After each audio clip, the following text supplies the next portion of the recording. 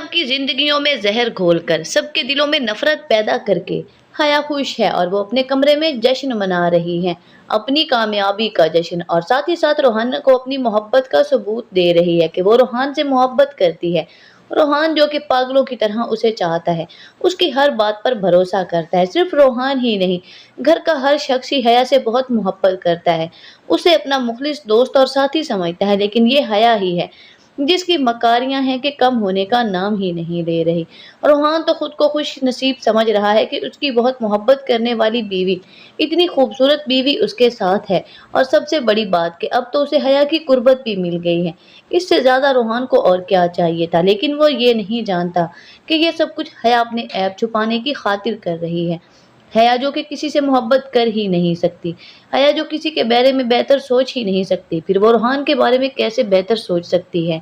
हया ही की वजह से आज इस घर का शराजा बिखर गया, भाई भाई का दुश्मन हो चुका है।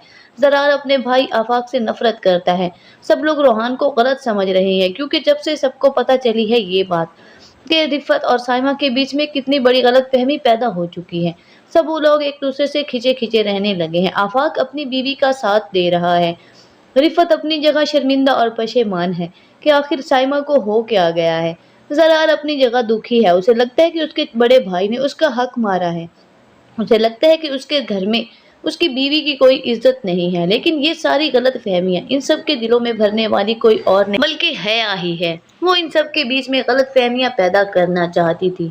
हया दरअसल ये चाहती थी कि सब लोग एक दूसरे से अलग हो जाएं, सब लोग एक दूसरे से नफरत करें। जिस तरह उसका कोई अपना नहीं है, उसका कोई खूनी रिश्ता नहीं है, इसी तरह वो सबसे उनके खूनी रिश्ते छीन लेना चाहती थी।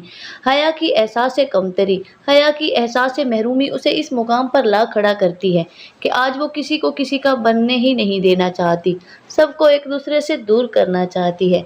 और उसका सबसे बड़ा सबूत ये है कि आज साइमा रिफत के सामने खड़ी है, उसे ललकार रही है कि मैं तुमसे बदला लूंगी। और ये सब कुछ हया की वजह से हुआ।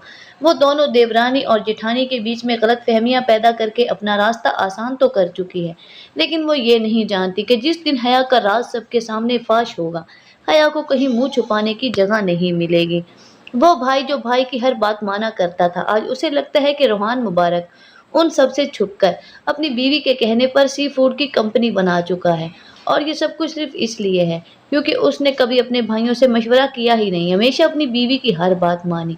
इस तरह आगे चलकर इस ड्रामे की स्टोरी में आने वाला है ट्विस्ट, क्योंकि अब हया बेनकाब होने वाली है। ये थी इस ड्रामे की हमारी प्रेडिक्शन।